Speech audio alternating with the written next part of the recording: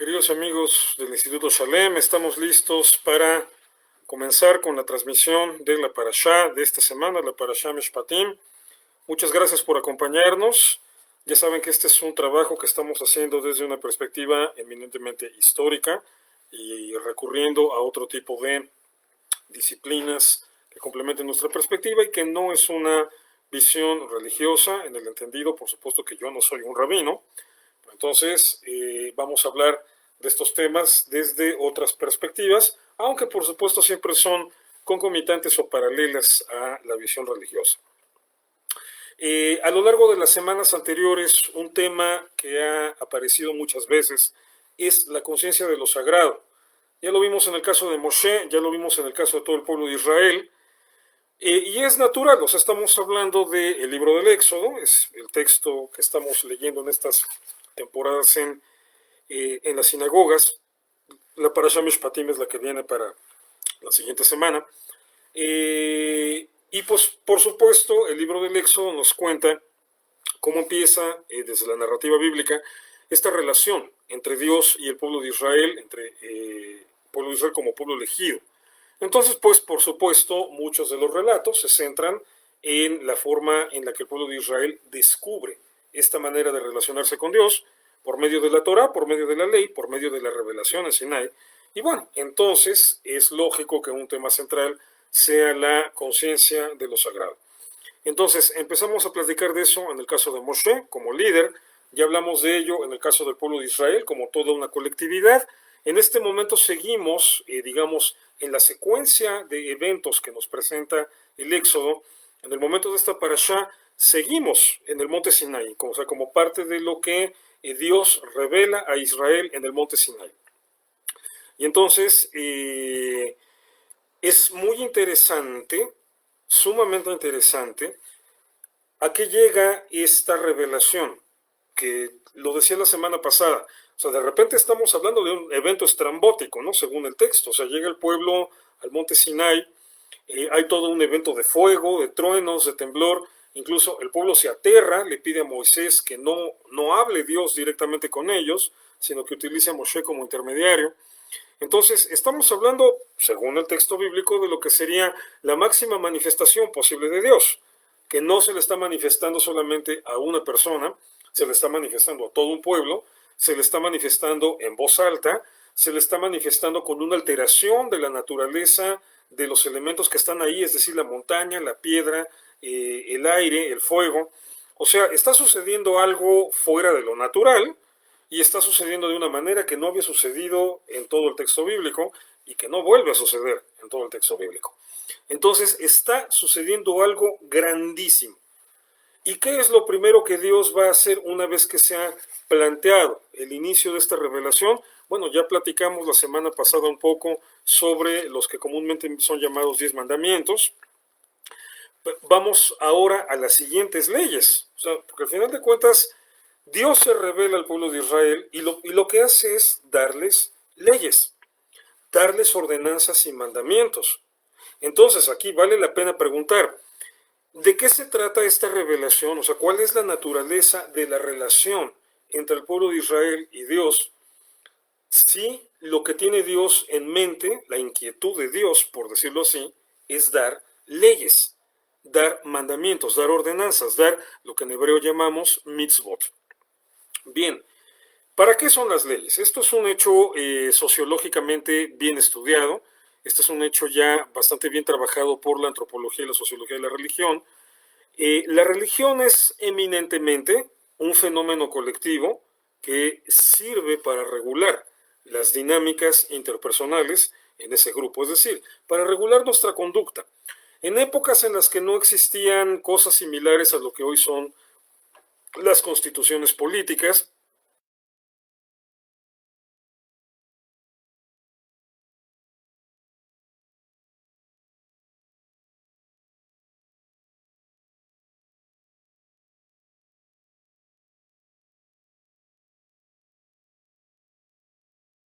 estaba lejísimo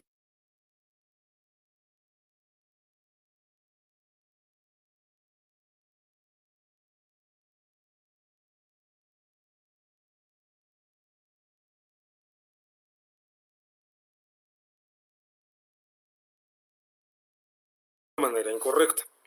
Ok, obviamente estamos hablando de un estadio arcaico de la conciencia en la civilización humana. Estamos hablando de una época bastante antigua y por lo tanto de gente que razonaba las cosas de una manera acorde a esa antigüedad. O sea, son paradigmas diferentes a los que vivimos nosotros hoy. Y por eso muchas de estas leyes que nos vamos a topar aquí nos pueden sonar hasta escandalosas. Hoy serían escandalosas, porque entender, no se dictaron hoy, se dictaron hace 2500, 3000 o más años, porque en realidad son leyes que ya tienen antecedentes en otros códigos legales que existían en Mesopotamia. Es decir, no estaba inventándose la rueda con este código legal. Entonces, digamos que no tiene nada de raro que una religión, en su texto fundamental, en su texto fundacional, como es la Torá para el judaísmo, ponga leyes. Eso en realidad es lo más lógico del mundo. O sea, así tenía que ser porque así son las religiones en la antigüedad. La religión en la antigüedad no es para cultivar tu espiritualidad. Ese fenómeno se va a dar colateralmente. La religión en la antigüedad es para indicarte cómo te debes comportar para garantizar que la sociedad, que la colectividad esté segura, sea un proyecto viable. Entonces, bien, que aquí aparezcan esta serie de leyes no tiene nada de raro. Lo que sí llama mucho la atención es la forma en la que se construye el relato.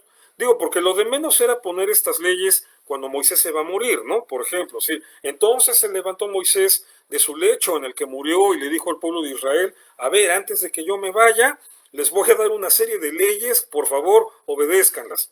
Y ya, las sueltan y ahí están las leyes. O simple y sencillamente las podían haber presentado sin ningún tipo de relato de por medio, sin ninguna introducción narrativa, anecdótica, así, tal cual va el código legal, como la Constitución Política Mexicana. O sea, en la Constitución Política de cualquier país, pero en la mexicana, por ejemplo, no te comienza diciendo que aconteció que se reunieron en febrero de 1917 los diputados del Congreso Constituyente en la ciudad de Querétaro y bla, bla, bla. O sea, no, simplemente te pone las leyes ahí tal cual son, punto.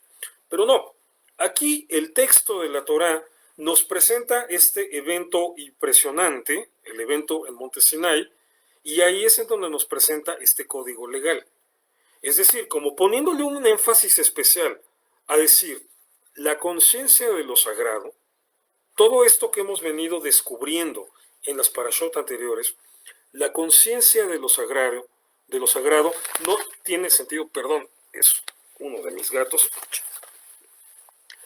La conciencia de lo sagrado no tiene sentido, no tiene razón de ser si no te lleva a la noción de que hay una manera correcta de comportarte, a la noción de que hay una manera adecuada de hacer las cosas, a la noción de que determinada forma de comportamiento es la que va a hacer que una sociedad sea viable. De eso se trata lo sagrado.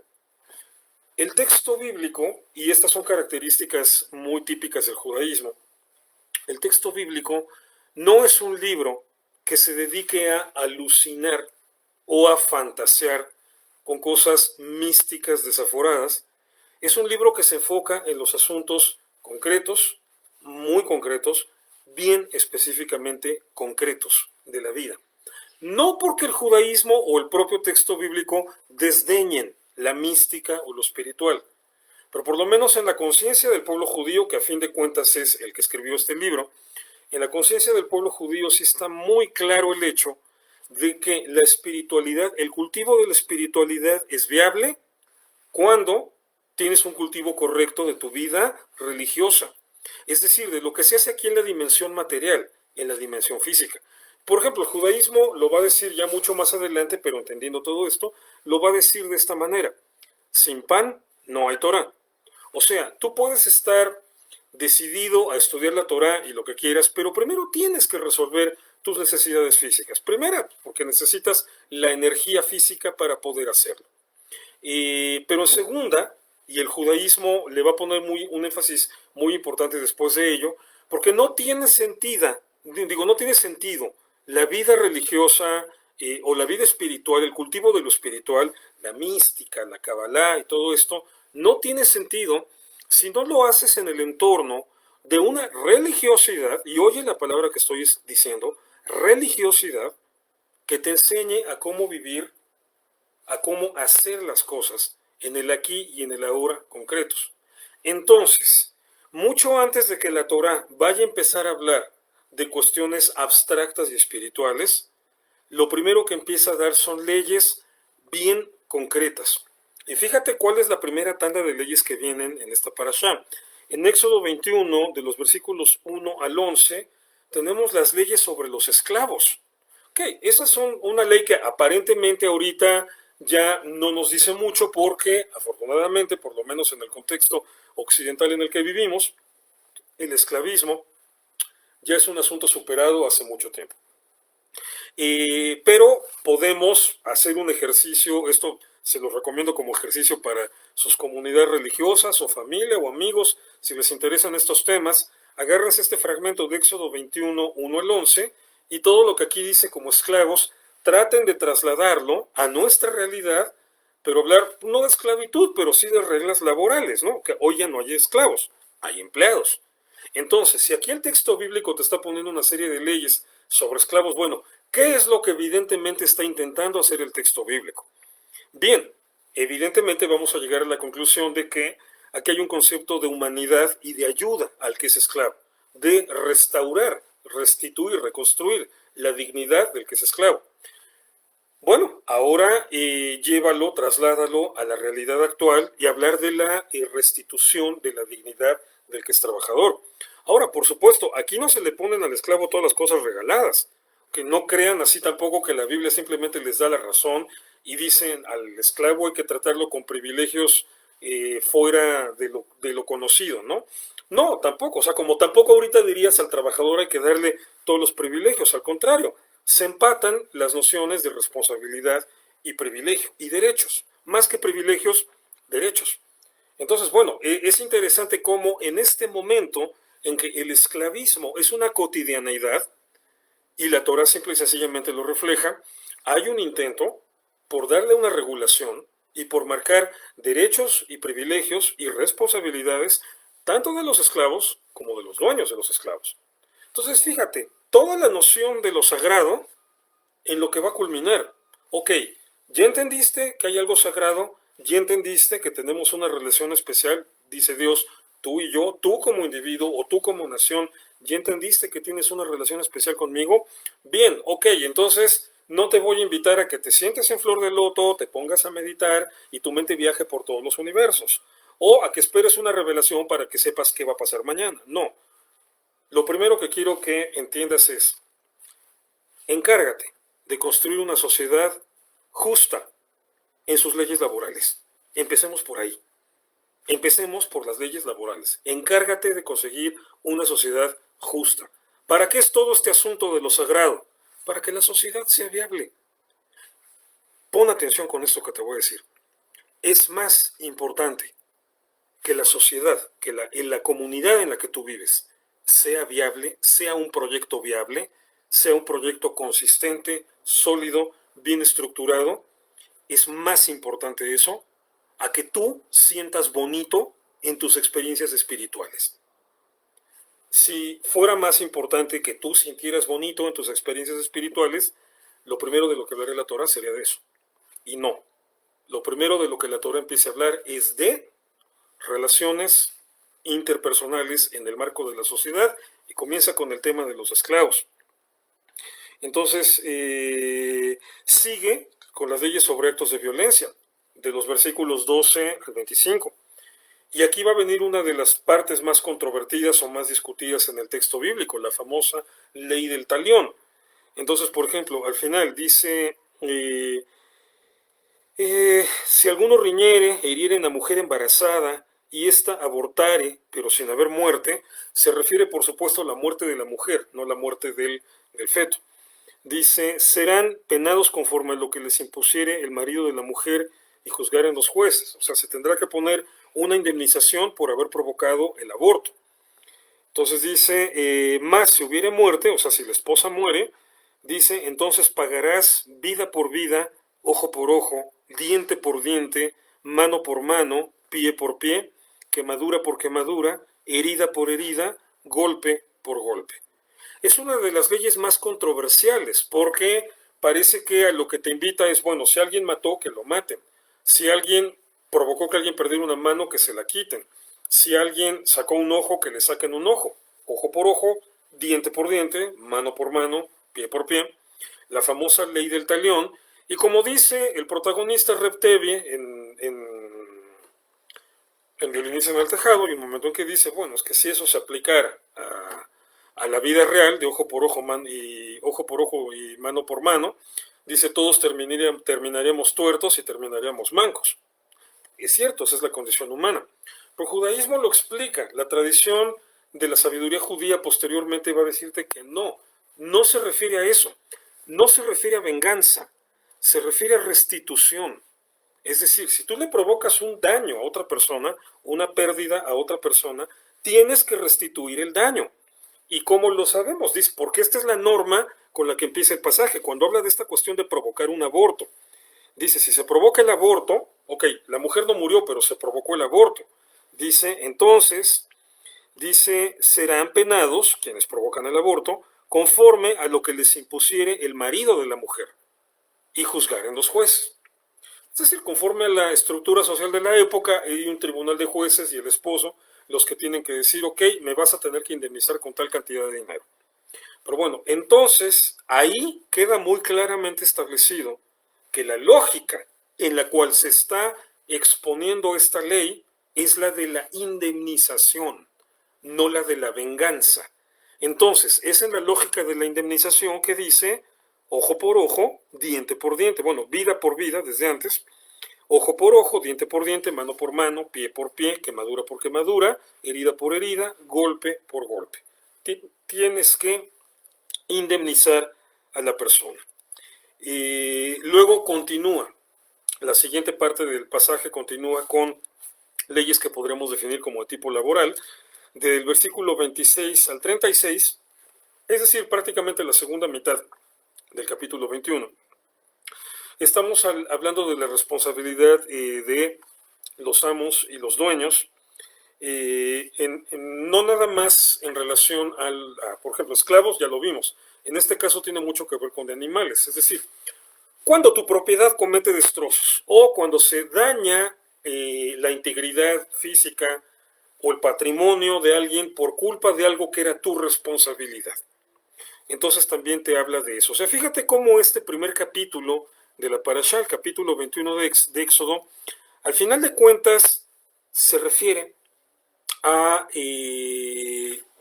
regulaciones que tienen que ver con la violencia, con diferentes tipos de violencia, porque una violencia, por ejemplo, es la violencia sistémica, o sea, la violencia inherente al sistema.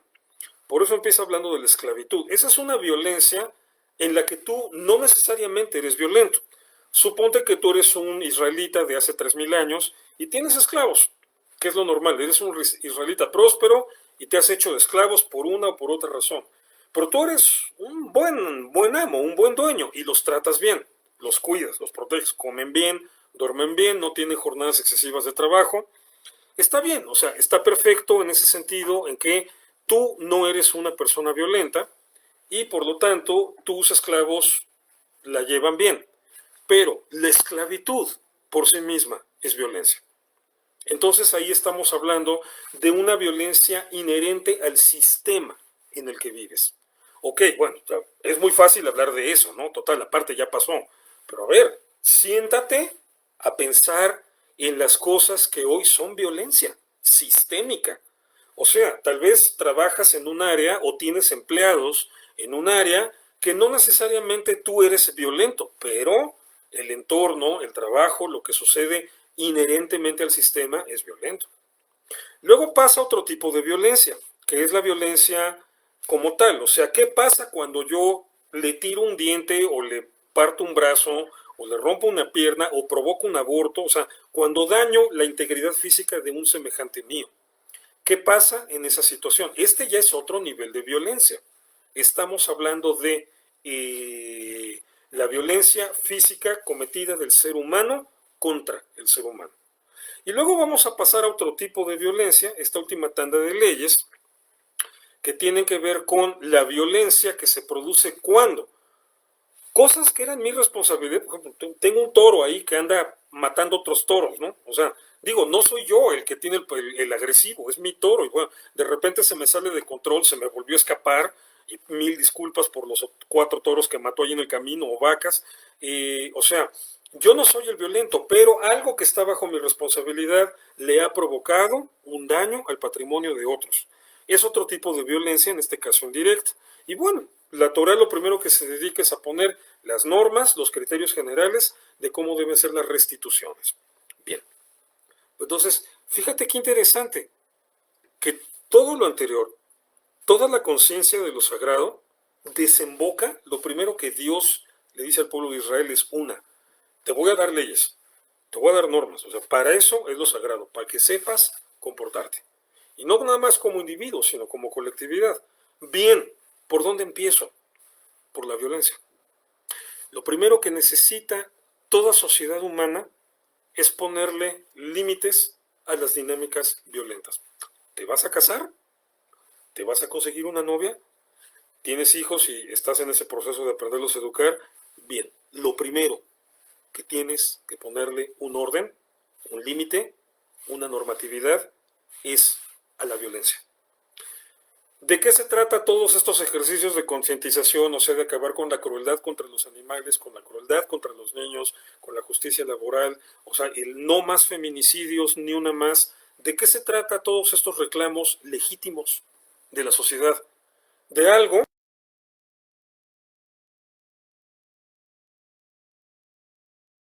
Tienes conciencia de lo sagrado, lo tienes que demostrar, primero que nada, poniéndole límites a la violencia.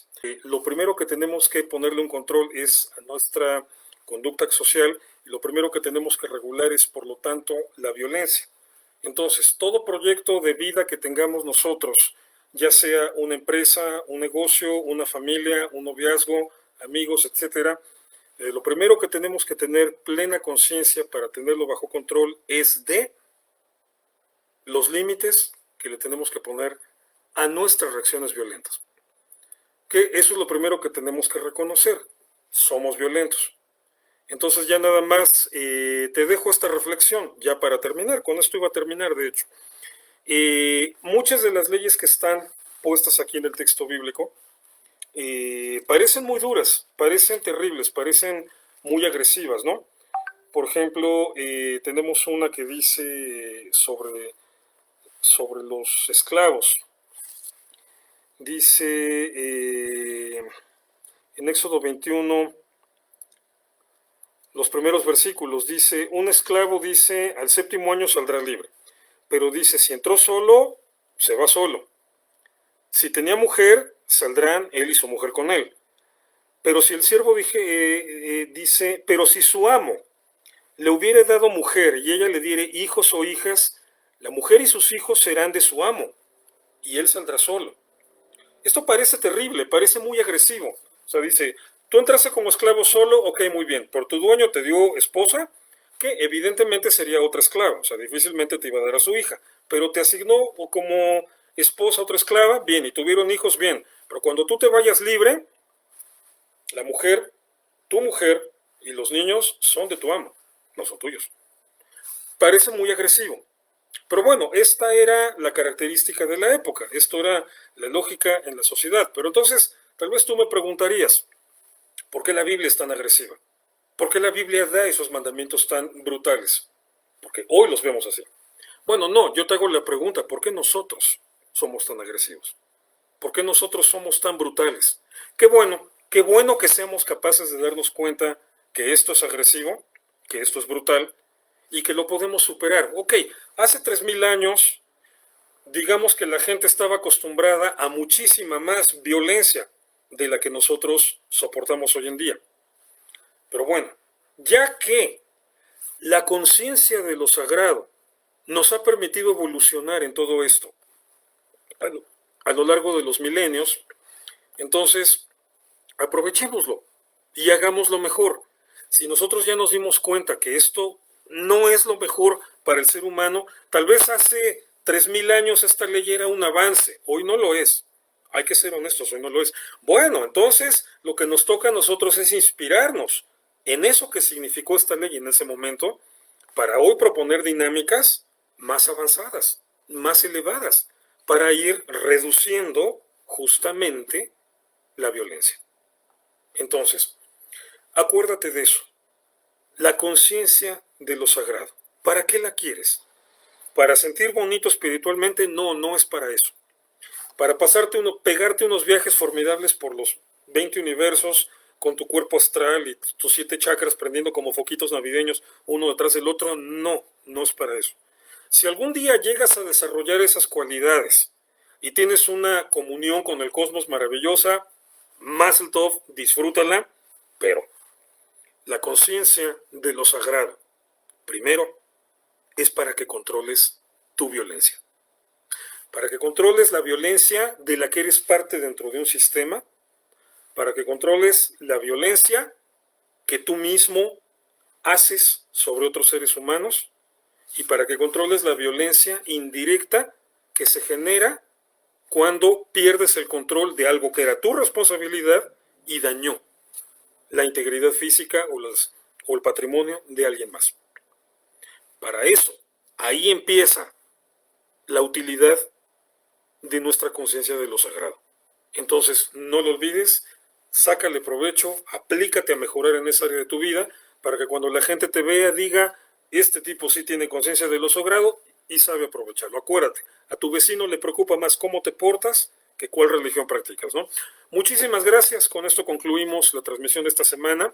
Después vamos a pegar los dos bloques, los dos videos, editarlos para que quede todo junto en un solo video. La gente del Instituto Shalem me puede ayudar con eso.